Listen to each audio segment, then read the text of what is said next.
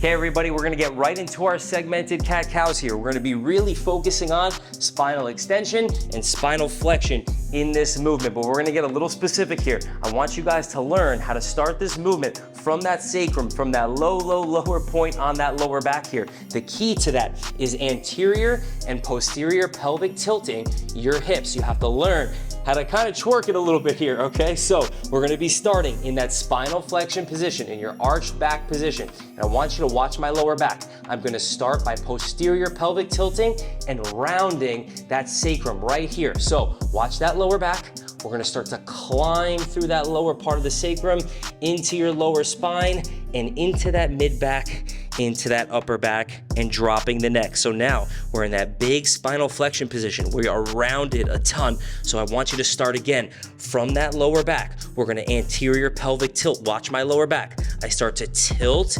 anteriorly and start to extend my spine. Chest up nice and tall, and finishing up at the upper back and neck. So let's try a couple reps.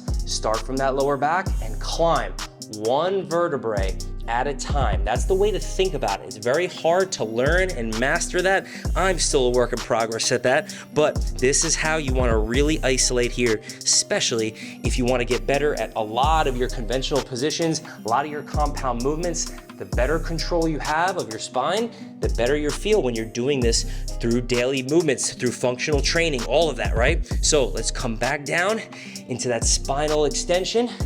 And good. Now, one more movement I want you guys to work on here to get better. If you can't find that lower back, I want you to put your forearms on the ground. You're gonna get your chest up tall and you're gonna work just that lower back. So watch my lower again. Just posterior pelvic tilting, and then again, anterior pelvic tilting. This is a great way to isolate that lower back without having to worry about everything else. Just try to find that lower back position, anterior and posterior. And then once you get a feel here, you can go right back up to that quadruped position, and now you'll be able to nail that full segmented cat-cow position with ease.